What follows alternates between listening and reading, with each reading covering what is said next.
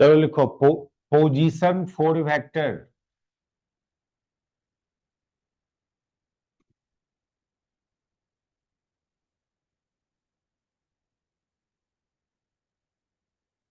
Late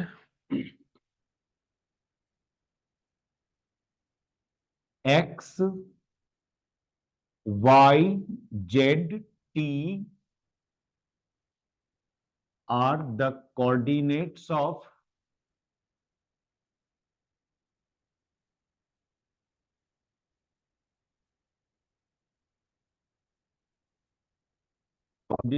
an event in S frame, and x dash y dash z dash t dash are coordinates of same event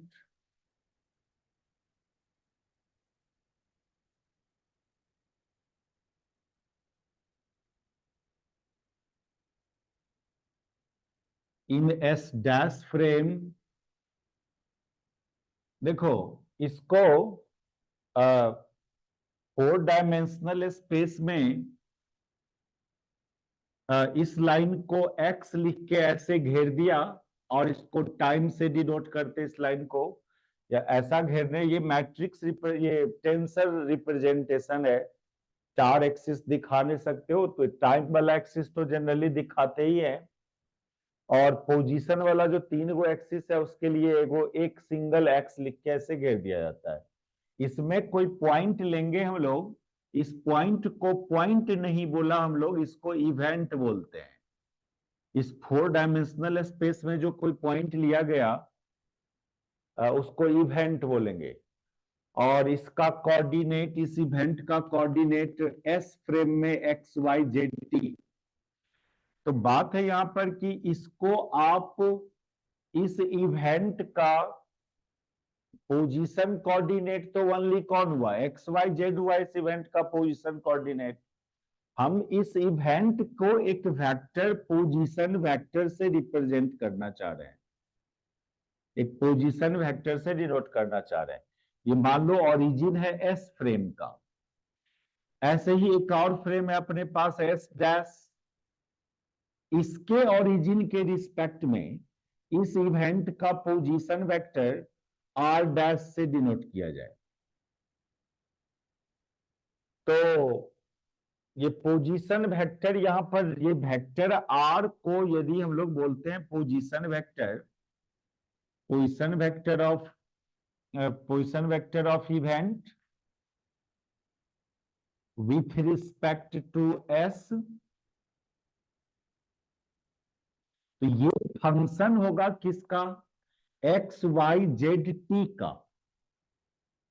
similarly r dash same event का position vector है with respect to S dash, तो ये function होगा x dash Y dash Z dash t dash का।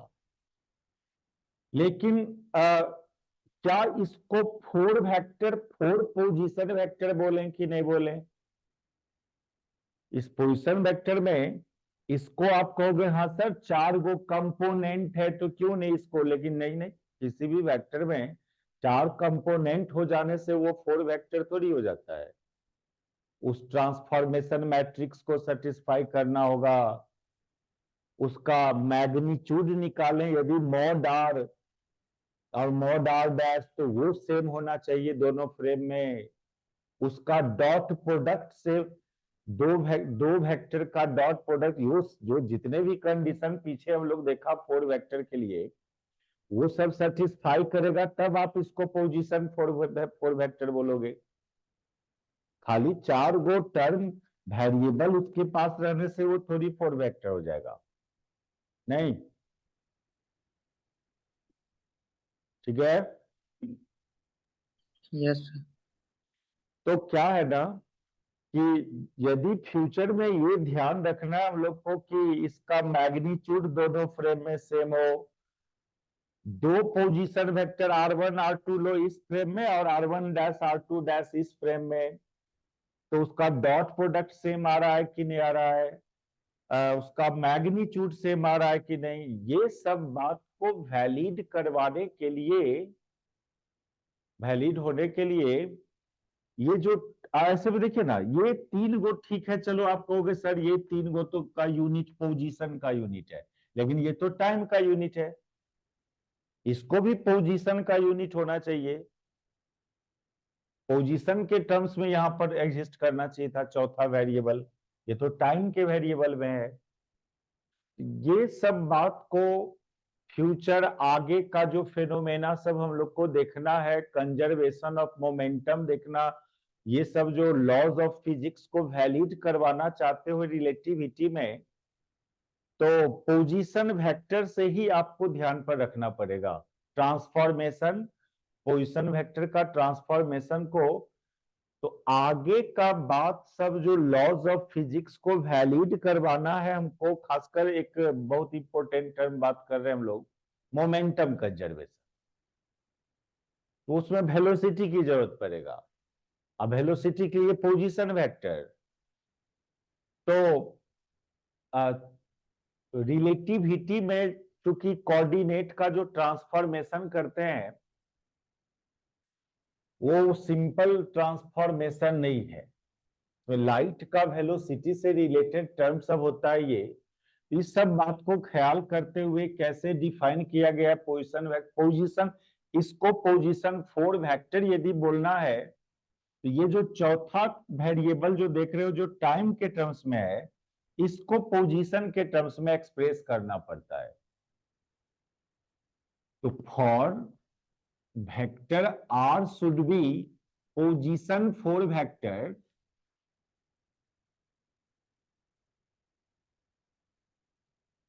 चार component तो है, इससे खाली पोजीशन 4 वेक्टर नहीं हो जाएगा। ये जो फोर्थ कंपोनेंट जो देख रहे हैं इसमें, उसमें चेंजिंग करना होता है, उसको आईसीटी लिखना पड़ता है, आईसीटी, फोर्थ कंपोनेंट, कौन है, पी ब्रैकेट में घेर दो, इज रिप्लेस्ड बाय आईसीटी, बस इसको खाली चेंज कर देना है, टी बुक टाइम कोऑर्डिनेट को, तब सब सब चारों स्केलर पोजीशन के यूनिट में हो जाएगा, यानी इसका चारों कंपोनेंट का यूनिट एंड डायमेंशन सेम रहेगा। क्योंकि देखिए एडिशन का क्या प्रॉपर्टी है कि एक ही जाति के चीज को ऐड और सब्सट्रैक्ट कर सकते हो। यदि हम 3 डायमेंशनल पोजीशन वेक्टर में एक्स आई प्लस वाई जे प्लस जेड के ये कर रहे हैं, तो सबका यूनिट तो सेम है, इसलिए 3 वेक्टर वाला केस में, 4 वेक्टर के केस में भी सब टर्म का यूनिट सेम होना चाहिए, लेकिन यहां तो चौथा टर्म आपका टाइम है, उसको उसको भी पोजीशन के यूनिट में कन्वर्ट करना, तो इसलिए ये आईसीटी का जो यूनिट एंड डायमेंशन होगा ये पोजीशन का यूनिट एंड डायमेंशन होगा। तो हो सकता है इस वेक्टर को इस तरह से चौथा कंपोनेंट को इसमें ऐड करके लिख सकते हैं, लेकिन चूंकि डायरेक्शन नहीं पता है ना, जब भी 4 वेक्टर डिफाइन करते हैं हम लोग, ये आई कैप जे कैप से थोड़ी डिफाइन करते हैं, तो वो चारों डायरेक्शन को, 3 डायरेक्शन को ओनली रिप्रेजेंट करना होता है तो आई कैप जे कैप के कैप यूज करते हो, लेकिन 4 डायरेक्शन हो तो अभी तक ऐसा तो नहीं एक्सप्रेस, इस तरह से एक्सप्रेस नहीं किए हम लोग, खाली कंपोनेंट चारों दिखा है, लेकिन वेक्टर फॉर्म में तो कभी नहीं लिए हम लोग, क्योंकि वो चारों डायरेक्शन डिफाइन नहीं है। तो then position 4 vector will be represented by, then the component of position 4 vector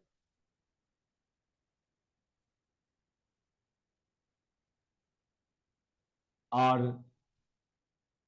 vector r बराबर अब जो उसको यूनिट वेक्टर में नहीं लिख रहा है, डायरेक्शन नहीं पता हम लोग को, यहाँ बस खाली लिख देंगे function of x Y z and I C t, खाली टाइम नहीं लिखना।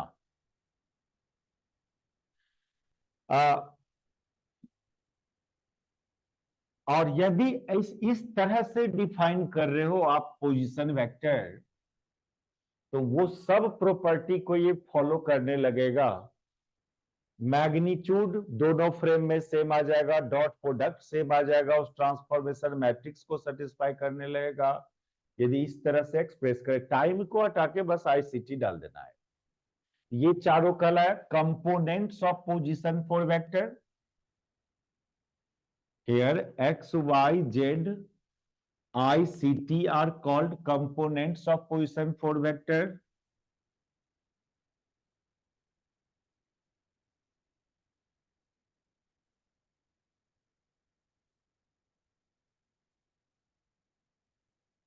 अब यदि हम लोग कोऑर्डिनेट ट्रांसफर से दूसरे, ये with respect to S frame, with respect to S, लेकिन with respect to S dash,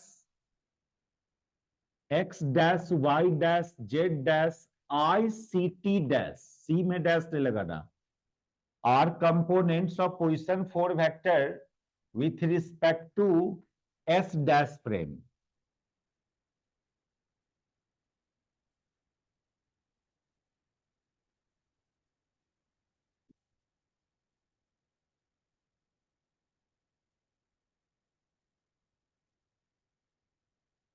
तो और यदि ये दोनों वेक्टर का ये जो चार कंपोनेंट्स है, जिसको components of position four vector बोल रहे हैं, यदि इस दोनों को उसी ट्रांसफॉर्मेशन मैट्रिक्स से ट्रांसफॉर्मेशन किया जाए, and these components are related with the same transformation matrix,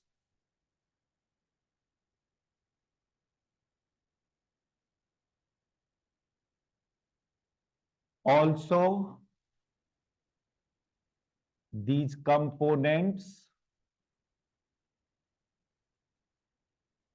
are related with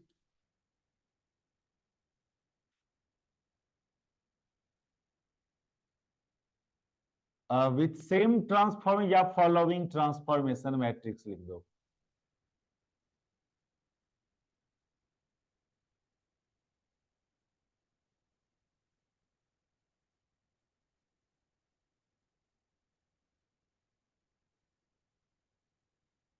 नीचे लिख लिया ना?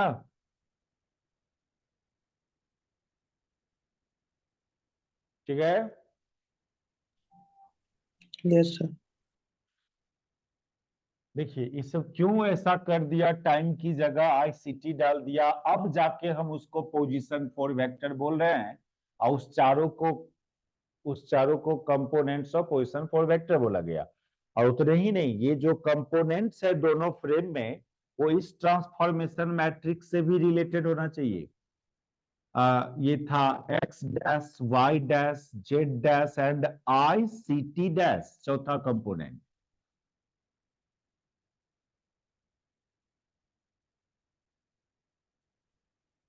X Y Z I C T, वही चीज यहां पर गामा 0 0 आई बीटा गामा, यहां क्या था 0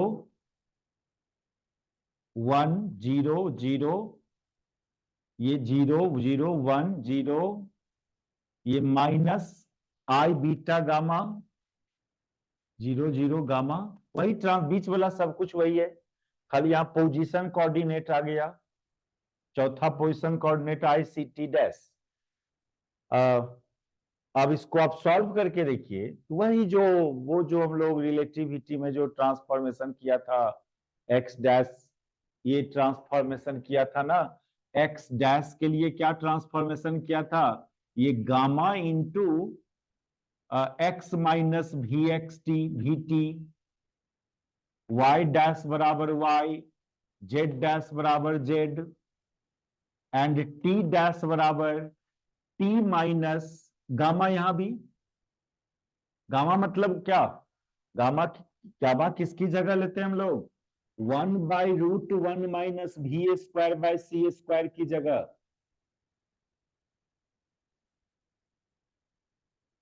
बार बार इतना नहीं लिखना था, इसको लॉरेंट्ज फैक्टर बोलते हैं। तो आप इसको सॉल्व करोगे इस ट्रांसफॉर्मेशन मैट्रिक्स को, तो यही आएगा आपको, देख लो करके। ये आ जाएगा t माइनस vx/c²। देखो एक ठो करके दिखा रहे हैं, जैसे x डैश आप लिखिएगा, x डैश लिखोगे तो क्या होगा? देखो गामा x, फिर ये तो ये सब जीरो हो जाएगा, जीरो, फिर ये हो जाएगा I² बीटा CT गामा, ये plus I² beta CT gamma.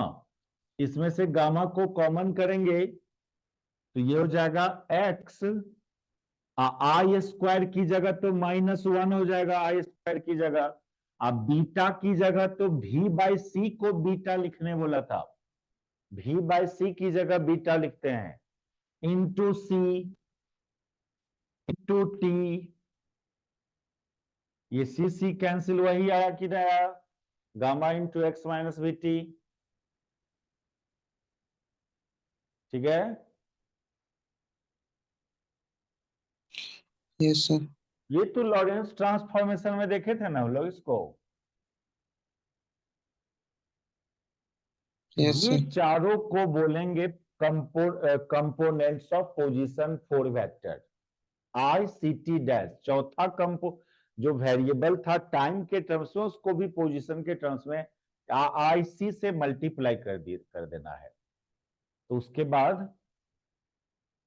अब इतने ही नहीं, यदि ऐसा है, इस तरह से आप 4 कंपोनेंट लिया और दोनों फ्रेम का ये चारों कंपोनेंट इस ट्रांसफॉर्मेशन मैट्रिक्स से रिलेटेड है, तो इतने ही नहीं, आपका वो सब बात वैलिड होगा। आप पोजीशन वेक्टर का मैग्नीट्यूड करके देखो दोनों फ्रेम में, और इस ट्रांसफॉर्मेशन को यूज करना इक्वल आता है।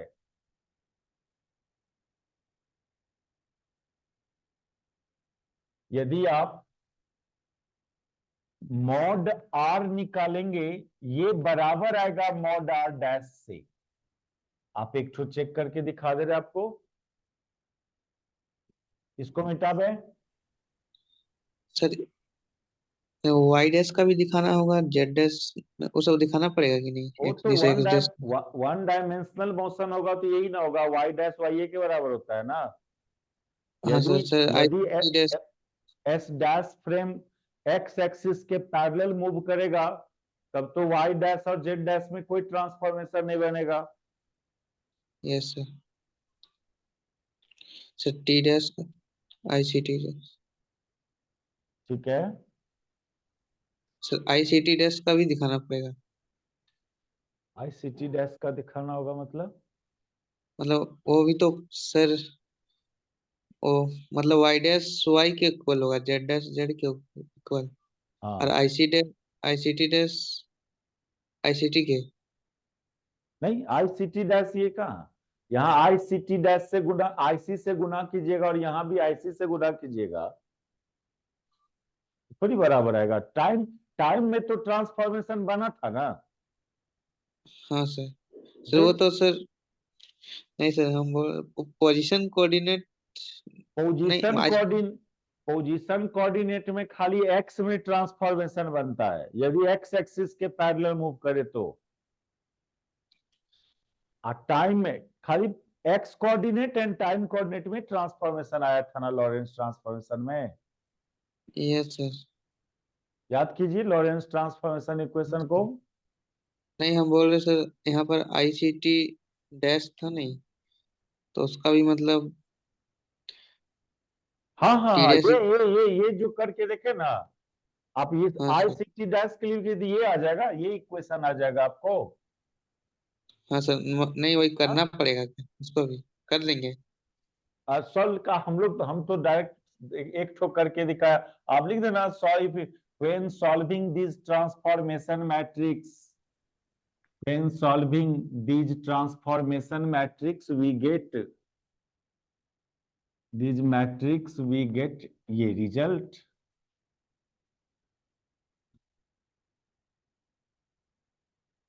बस अब करके देख लो, करके दिखा दे क्या आईसीटी डैश वाला को।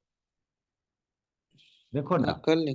यहाँ चौथा था आईसीटी डैश, तो ये बराबर होगा इतना इंटू एक्स, इतना इंटू एक्स, यानी minus I beta gamma X plus zero plus इतना इंटू इतना गामा इंटू आईसीटी। अब आई को कॉमन करके कैंसिल कर दो, सी भी इसमें अंदर में डाल दो, तो टी डैश बराबर हो जाएगा minus beta by c gamma x, और वहां पर आईसीआईसी तो कटिए गया, प्लस गामा टी।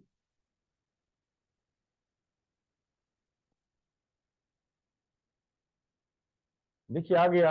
अब बीटा की जगह भी बाई सी डाल दीजिए, गामा को बाहर कर लीजिए, भी by c into x plus t into gamma, वही आया कि नहीं आया? नहीं, अरे सी स्क्वायर ना, बीटा की जगह भी बाई सी डाल रहे हैं, वो सी पहले से है, भी by C square into x.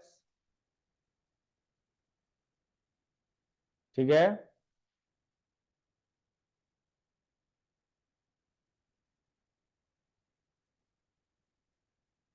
ठीक है ना?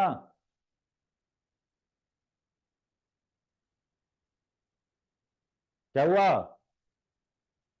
हाँ सर, सर कॉल आ जा रहा है। अच्छा ठीक है, क्लियर है बात? Yes solve sir. किया तो ये ट्रांसफॉर्मेशन मैट्रिक्स के बराबर आया। अब जब ये इस तरह से डिफाइन किया हम लोग पोजीशन फॉर वेक्टर, जिसमें चौथा कंपोनेंट जो टाइम में था उसको बस आईसीटी लिख लिया, तो इससे अब क्या क्या होगा? पहली बात की ट्रांसफॉर्मेशन मैट्रिक्स को सेटिस्फाई कर रहा है, ये चीज तो पहले से भी जान रहे थे हम लोग, वो ये आ जा रहा है इस ट्रांसफॉर्मेशन मैट्रिक्स से। दूसरा बात और, also magnitude of position vector, magnitude of position vector in both frame must will be same।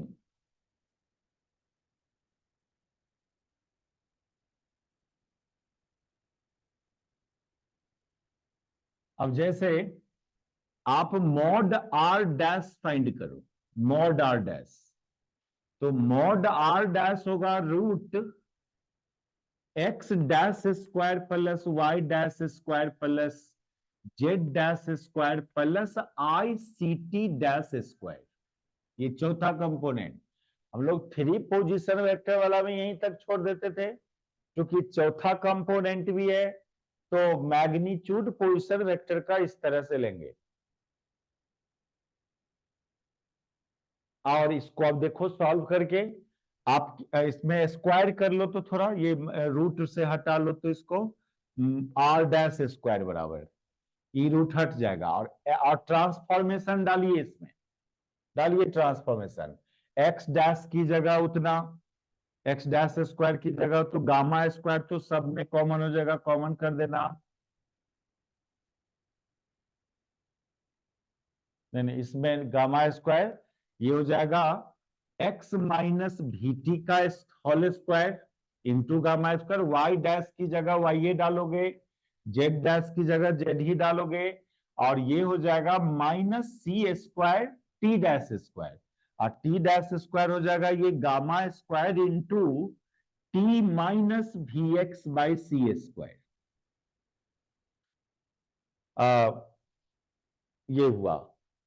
तो अब इसको थोड़ा सॉल्व करना, ये एक्स स्क्वायर वाला टर्म एक यहां पर है और एक यहां भी है, इसका यहां भी स्क्वायर है, होल स्क्वायर पर तोड़िए इसको, तो ये तो गामा स्क्वायर, और यहां पर हो जाएगा X square plus V square T square minus two X V T plus ये Y square plus Z square minus ये सी स्क्वायर गामा स्क्वायर अंदर में T square plus V square x square by C square minus 2 X T by C square.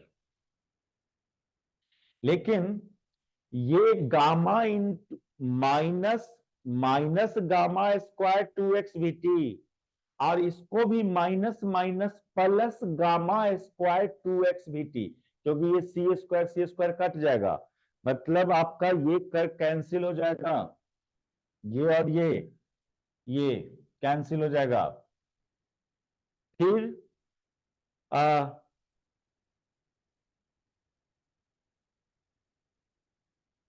ये x square और इस x square को एक जगह करो, तो ये माइनस इस सी स्क्वायर कट जाएगा, गामा स्क्वायर भी स्क्वायर एक्स स्क्वायर और यहां पर खाली गामा स्क्वायर एक्स स्क्वायर, तो गामा स्क्वायर कॉमन हो जाएगा, ये हो जाएगा 1 माइनस एक्स स्क्वायर भी common, 1 minus B square by C square into x square हो जाएगा। ठीक है, इसको और इसको एक जगह कर लिया हम लोग, ये वाला और ये वाला एक जगह कर लिया, इतना होगा। अब ये बचा गामा स्क्वायर भी स्क्वायर टी स्क्वायर, ये गामा है, गामा स्क्वायर भी स्क्वायर टी स्क्वायर और यहां minus C square gamma square T square, तो gamma square T square common है दोनों में, तो plus gamma square T square common है दोनों में, तो यहां पर आ जा रहा है आपका कितना, भी स्क्वायर, कहीं कुछ गलती कर रहे हैं,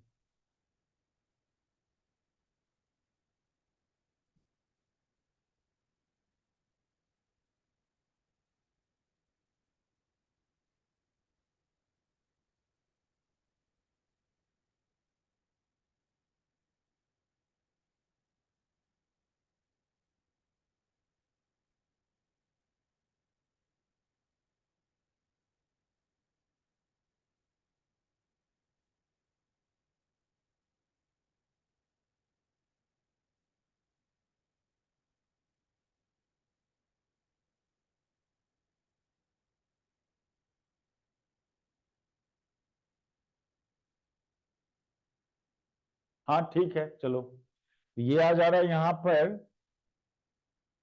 पर भी गामा स्क्वायर टी स्क्वायर, यहां भी गामा स्क्वायर टी स्क्वायर, यहां भी, तो भी gamma square T square common किया, यहां भी स्क्वायर बचा और यहां माइनस सी स्क्वायर बचा plus Y square plus Z square, इतना बचा। ठीक है, सॉल्यूशन क्लियर है।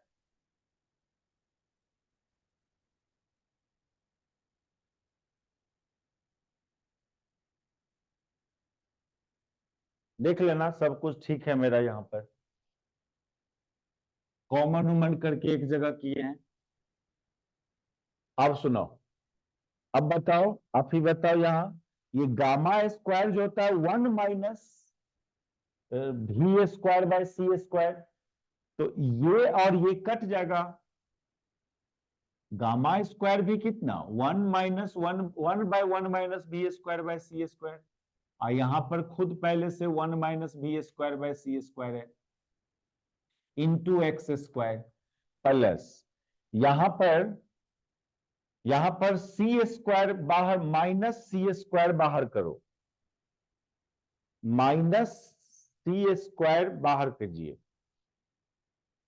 तो माइनस सी स्क्वायर यहां बाहर करेंगे तो ये 1 minus B square by C square हो जाएगा, यानी ये यहां प्लस साइन लेके माइनस सी स्क्वायर यहां से बाहर कर रहे हैं हम, ये गामा स्क्वायर सी स्क्वायर माइनस सी स्क्वायर बाहर किए, तो अंदर में क्या हो जाएगा, ये अंदर में 1 minus B square by C square हो जाएगा, अब प्लस वाई स्क्वायर अब प्लस जेड स्क्वायर, यहां पर तो ये कट गया, इसके साथ ये भी कट गया, ये गामा स्क्वायर मतलब 1 by 1 minus B square by C square, ये गामा स्क्वायर को 1 बाय 1 माइनस भी पहले एक बार लिख लो, यहाँ एक्स स्क्वायर खाली बचा, ये गामा स्क्वायर को 1/1 minus B square by C square into फिर यहाँ 1 minus B square by C square, एगो टी स्क्वायर यहाँ छूट रहा है, गामा स्क्वायर टी स्क्वायर था कॉमन, टी स्क्वायर यहाँ छूट रहा है, तो ये बाहर में बच रहा है C square T square plus Y square plus Z square, ये भी कट गया, ये भी कट गया।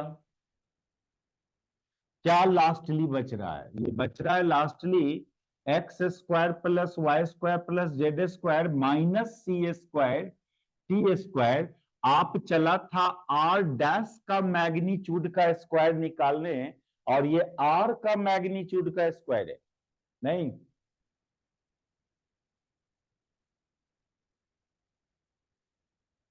नहीं है ये यस ये यस क्या है? ये आर का मैग्नीट्यूड का स्क्वायर है, फाइंड करने चले थे आर डैश का मैग्नीट्यूड का square, and it is what, it is equal to R square, यानी आर डैश स्क्वायर बराबर magnitude of position vector, magnitude of position vector of both frame will be same under this transformation matrix, होना ही चाहिए। देखो क्या है ना, 4 vector में 4 स्केलर होता है जिसको उसका कंपोनेंट बोलते हैं।